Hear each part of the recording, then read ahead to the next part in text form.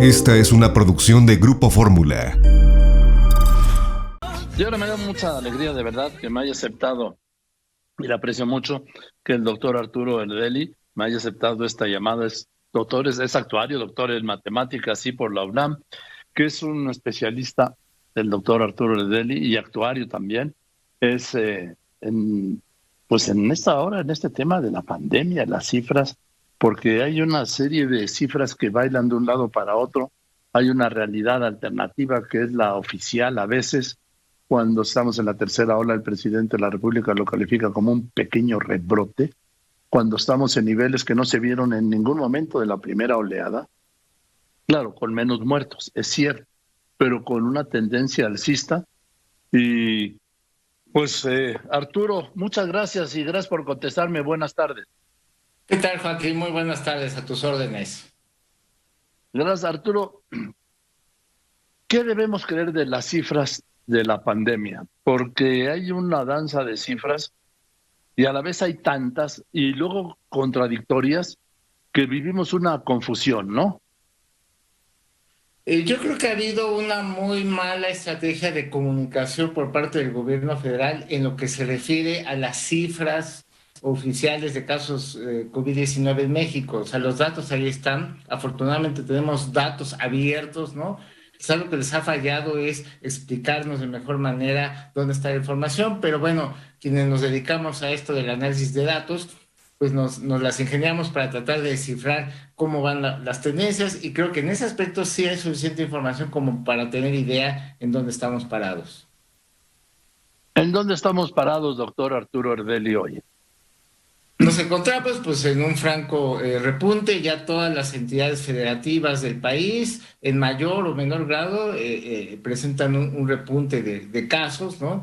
Entonces estamos justo en el tercer repunte. Yo no le llamaría tercera ola, porque nunca se acabó de formar una primera ola, ¿no? Es decir, tuvimos una primera ola, ya iba descendiendo cuando vino un repunte, que fue el que nos llevó a lo peor que hemos visto en diciembre y enero.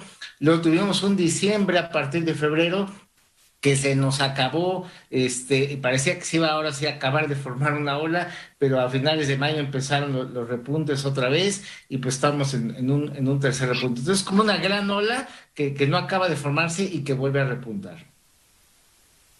O sea, entiendo, podríamos decirle oleada, quizá, o tampoco. O estamos en la misma ola que tiene sus olas altas.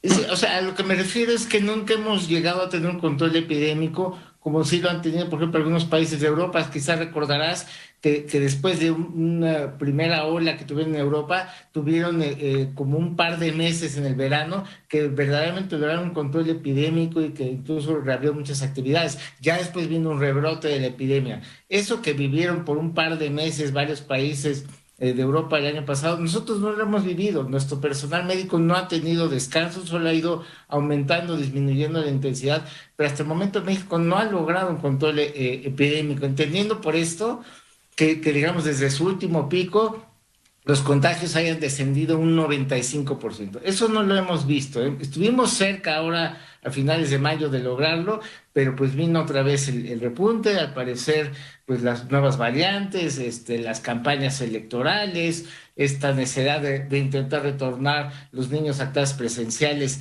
después de las elecciones, que recordarás, les duró el gusto dos semanas y lo tuvieron que echar para atrás, ¿no? Entonces todo eso arruinó el que pudiéramos llegar a un control epidémico en verano. Ahora, doctor Arturo, estamos viendo que entonces la curva nunca se aplanó, nunca se domó. No, no hemos domado la epidemia, ni siquiera por un lapso corto, ¿no? Simplemente porque no hemos tenido controles, pues, o sea, realmente ha sido una política más de administrar los contagios, más que realmente contenerlos y buscar un control epidémico en nuestro país. Entonces, por eso es que quizás, aunque vemos una gráfica y vemos varios chipotes en la gráfica, pero realmente de manera global, pues hemos permanecido en un constante contagio que solo sube o baja de intensidad. Ahora, doctor Erdeli, yo tengo los datos con Carlos Pena de Terrecer, En la tercera semana de mayo fueron 14,000 casos, encerrando cifras. Eso fue y en la tercera semana de julio, o sea, la semana pasada, fueron 68,000, es decir, es 4 veces más prácticamente, ¿no? Sí, sí, estamos en una situación, yo te diría que, digamos, todavía no está claro hasta dónde va a llegar o cuál va a ser la altura, pues, de lo que va a ser el tercer pico de nuestra ola epidémica, ¿no? Lo que sí te puedo adelantar es que este tercer pico va a superar, sin duda, al primer pico que tuvimos en agosto del año pasado. No sé si alcance para rebasar al segundo pico que tuvimos en diciembre, enero. Yo creo que no, espero que no, pero efectivamente va a ser el segundo pico más alto, no más que el que tuvimos el año pasado. Ahora, de las cifras también, revisando la estadística, no hubo en la primera etapa, vamos a llamarla así, doctor Ederle, en ningún día de más de 12,900 casos. Sí, no, el peor día fue, digamos, lo que pasa es que los reportes, los casos por día de reporte pueden ser un poquito engañosos porque el que se reporten de un Sí. día para otro no quiere decir que ocurren las últimas 24 horas, pero es indicativo y sí, efectivamente, el peor día de la primera ola del año pasado no pasó de 10,000 casos, entonces efectivamente sí Así lo es. estamos. Por eso es que es claro, digamos, ya a nivel de infecciones activas, pues sí, nuestro pico de la ola actual pues va a superar por bastante al pico que tuvimos el año pasado. Ahora estamos a niveles como de febrero. Lo que pasa es, doctor Ederle, que en febrero veníamos de bajada del pico de enero y ahora vamos de subida. Así es, o sea, la situación es muy, muy distinta. Tenemos algunas situaciones que nos dan un poco más de ventaja y otras de desventaja. La ventaja es que la A ver. vacunación pues, ha avanzado lentamente, pero ha avanzado. También que mucha más gente se ha infectado, eso es malo, pero la gente que sobrevive pues empieza a servir de barrera. Para que te des una idea, yo estimo que a estas alturas un 62% de la población mexicana ya tuvo el virus, ¿no? Que en la mayoría de los casos de forma asintomática, pero bueno, ya lo tuvo y tiene algo de defensas o algo de inmunidad a raíz de esa infección que han sobrevivido. Entonces, eso empieza a servir de barrera, más el hecho de que el 30% de la población mexicana cuenta con al menos una dosis, ¿no? Entonces también eso es algo pues que nos da una ventaja respecto a febrero, pero estamos ante la desventaja, como bien dijiste, que en febrero íbamos de bajada, ahorita vamos de subida. ¿Y por qué vamos de subida? Pues porque estamos enfrentando particularmente una variante, la variante Delta, que ha resultado muchísimo más contagiosa. Eso por un lado. Y por otro lado, pues que sí ha habido un relajamiento en las medidas de autocuidado, ¿no? Ahorita estamos observando que las personas en la edad de rango de edad de 20 a 39 años, que no están vacunadas y que se mueven mucho, pues son las que más están infectando. Más del 50% de los contagios recientes son de personas de la edad de 20 a 39 años de edad. ¿Por qué dijo, doctor Ederle? Me llamó la atención que 62% de los mexicanos han tenido o hemos tenido ya el virus.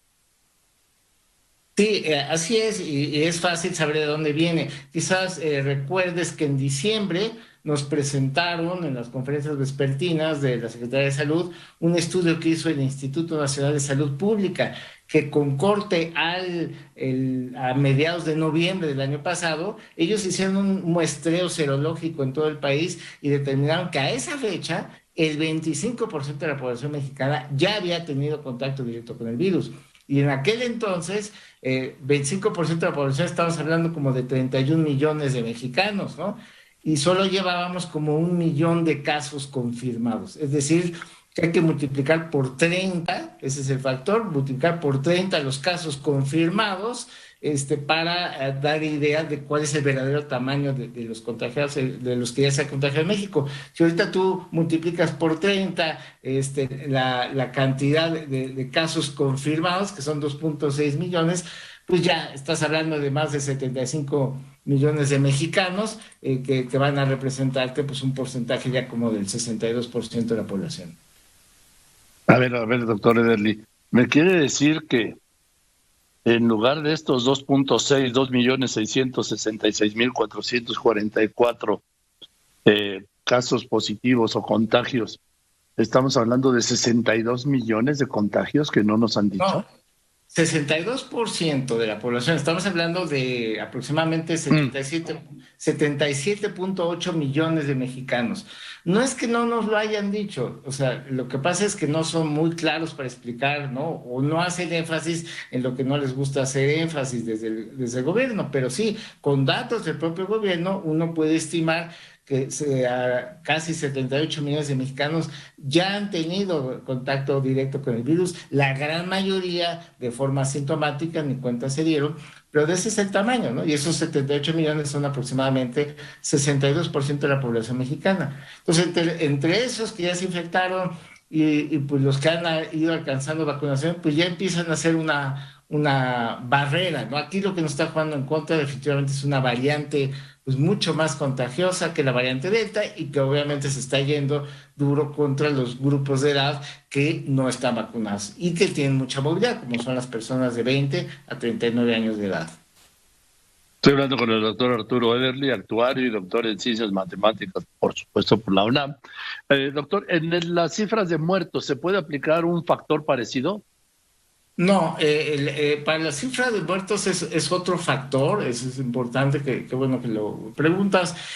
También utilizando las cifras de muertes confirmadas que nos reporta la Secretaría de Salud y relacionando esto con el estudio de exceso de mortalidad que de cuando en cuando actualiza también la Secretaría de Salud, puede uno estimar el factor, ahorita es como de 2.2 veces, ahorita hay que multiplicar, bueno, exactamente por 2.18 veces las muertes confirmadas. Por ejemplo, el día de ayer eran 236.469 defunciones confirmadas por COVID-19, lo multiplicas por 2.18 y pues te da alrededor de 505,000 muertes. Esto es exceso de mortalidad total, es decir, más de medio millón de mexicanos han perdido la vida por causa directa o indirecta de la COVID-19. ¿Por qué digo a veces indirecta? Porque es gente que a lo mejor no murió directamente de COVID, pero que por la situación de saturación hospitalaria no tuvo acceso a una atención médica adecuada y perdió la vida, ¿no?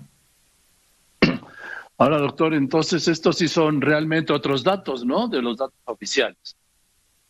Son otros, digamos, son cálculos que se pueden hacer a partir de las cifras oficiales. Todos esos cálculos, o sea, son los mismos datos oficiales, ¿no? Nada más que hay que hacer algunos cálculos adicionales para entender o ver el verdadero tamaño de la epidemia. Obviamente estos números pues sí pueden espantar a mucha gente o preocupar a mucha gente, y bueno, pues quizás el gobierno no hace énfasis en ello, pero los datos son del gobierno y con base en esos datos es que pudo uno estimar el verdadero tamaño de la epidemia en México. Pues sí, me sorprende, estamos hablando de que el muertes es, hay que multiplicar por 2, vamos a dejarlo por 2, no 2.18 veces, vamos a dejarlo por 2, estaremos arriba del medio millón. Y lo que me sorprende es el caso de los 72 millones de mexicanos que han o hemos tenido el coronavirus, una gran mayoría sin darse cuenta y un enorme caso sin ser reportados como tal. Así es, así es. Y esto, digo, sé que suena muy espectacular, pero no, incluso si buscamos algunas declaraciones de algunos líderes mundiales el año pasado, incluso del propio subsecretario López-Gatell, en etapas muy tempranas, él llegó a mencionar que podía ocurrir que hasta 80% de la población pudiera llegar a tener contacto con el virus. O sea, hacia allá vamos. Ahorita vamos como en 62%.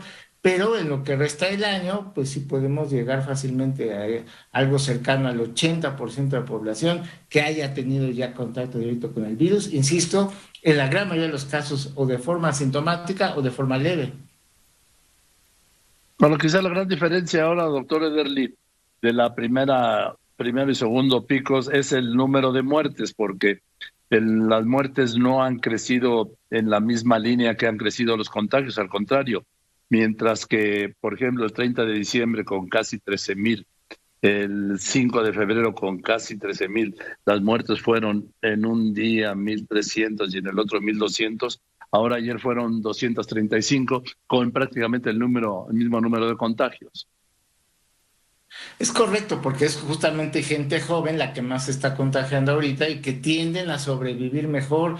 la enfermedad, que requieren menos hospitalizaciones, que se mueren menos, pero de todas maneras va a haber algunos que se van a hospitalizar y que van a morir. O sea, también, digamos, decir, bueno, ya no son 1,300, son 250 por día, bueno, no es para consolar a nadie, por una parte. Y por otro lado, creo que eso abona a un discurso de parte del gobierno de querer minimizar la actual creciente. Si no, pero vean, no se están muriendo tanto, no están hospitalizando tanto. Sí, pero se están infectando y sabemos que la COVID-19 deja secuelas de intensidad y duración indeterminada que pueden afectar por un buen rato, una buena temporada, la calidad de esas personas en cuanto a su productividad, ya sea en el trabajo o en su desempeño escolar. Entonces, aún así, no hay que minimizarlo y tampoco es bueno que se siga replicando tanto el virus, ¿no? Porque de ahí surgen nuevas variantes que pueden resultar más mortíferas o más contagiosas. Entonces, no es bueno, no hay que minimizarlo nada más porque no estamos viendo la cantidad de muertes que vimos en proporción a otros momentos de la epidemia. Y además el presidente también le bajó el volumen diciendo no hay la hospitalización que se podría esperar. Y bueno, siempre pudo haber sido peor, ¿no? Diría aquel, pero no se trata de eso, se trata de ver qué estamos enfrentando. No es buena noticia para nadie estarse infectando. Y el hecho de que se estén al alza las infecciones no es bueno para la sociedad en su colectivo ni para las personas en lo individual. Porque es como una lotería, ok, la probabilidad de quedar muy afectado por COVID o de perder la vida es más baja. Sí, pero no es cero, no es cero. Entonces, quizás después de haber escuchado 1,300 muertes diarias, a alguien se le hace poco 235 diarias, digo, es una tragedia igual, ¿no? Quizás perdemos Sí. la sensibilidad, ¿no? Con las cifras. Totalmente se están las muertes y contagios como, o se daban, sí, en estas reuniones, estos reportes, estas conferencias por las tardes, estas tardeadas ahí en el Salón Tesorería, pues como se da la inflación o el desempleo, sí, porcentajes y vámonos. Así es, pero no hay que perder esa sensibilidad. Hay posibilidad de morir más baja, pero hay la posibilidad. Y es gente joven que todavía le falta mucho por hacer por su vida en lo personal, por este país. Entonces, no hay que arriesgar, no hay que apostar a que son los jóvenes los que sobreviven muy bien la enfermedad para dejar que se sigan contagiando y que se vayan de verano y que vacacionen.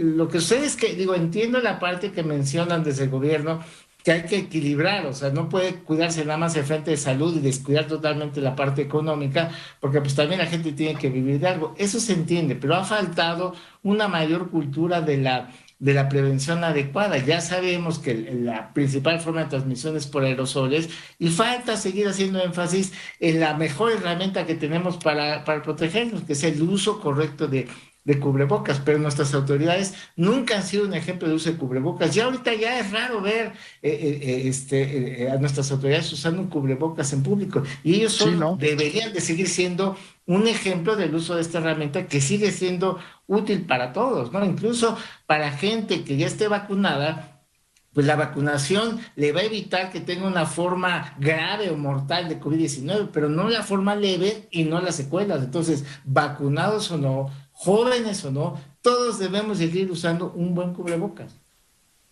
Estoy totalmente de acuerdo, doctor, pero se empezó el presidente que nunca ha usado cubrebocas más que cuando por protocolo se sube en avión y se perdió, como que se le perdió el miedo o el temor al COVID, ¿no? A la pandemia, doctor Ederle. Sí, se ha perdido eso y sobre todo porque, digamos, en las secuelas ya de largo plazo, que todavía ya se está acumulando información, pero hay daños a nivel neurológico, a nivel cerebral, a nivel de varios órganos. O sea, ya después de a lo mejor de varios meses, vamos a empezar a escuchar que mucha gente quedó afectada de eso y eso va a generar una sobrecarga de atención a la seguridad social que de por sí está desbordada. O sea, me parece que es irresponsable aflojar en ese sentido y no hacer énfasis en el uso de cubrebocas, y las autoridades deberían ser las que dan el ejemplo. Pero si el presidente se negó desde el principio porque asoció el uso de cubrebocas a un periodo neoliberal y a un expresidente, pues para él era un símbolo, no una herramienta de protección, y de ahí para abajo, pues la gente que lo rodea, su gabinete, pues de alguna manera parece que les da pena usar cubrebocas, al menos cuando están cerca del presidente. Incluso, doctor, las autoridades sanitarias.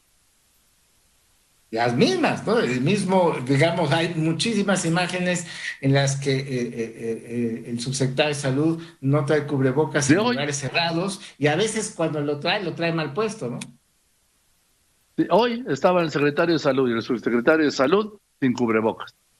Así es, y en un lugar cerrado, compartido. Y además que ahora sabemos, porque alguna vez alguna de las autoridades de salud, cuando hice esa observación, me comentó en redes sociales, bueno, pero es que es el salón, esos de Palacio, tienen techos muy altos, tienen buena ventilación, sí, pero ahora con la variante Delta, sabemos que es muchísimo más contagiosa, y que incluso en zonas al aire libre, si alguien con el virus pasa cerca de ti, hay buenas posibilidades de que te contagies. Entonces, ahora que hay una variante mucho más contagiosa, sería todavía más pertinente que se hiciera énfasis en el uso de cubrebocas en cualquier lugar público, cerrado o abierto. Doctor Ederly, le mando un abrazo, no sabe cómo nos da luces sobre esto, y seguiremos hablando. Muchas gracias por contestarme. Encantado, Joaquín, muy buenas tardes. Gracias, doctor Arturo Ederly, actuario y doctor en Ciencias Matemáticas por la UNAM. Con los otros datos, con los datos reales. Ahí están los datos. Estamos hablando de que el 72% de mexicanos han o hemos tenido el COVID, de que el número de muertes hay que multiplicarlo por 2.18, y que es indispensable usar el cubrebocas, aunque las autoridades, incluidas las sanitarias, se nieguen a hacerlo. Esta fue una producción de Grupo Fórmula.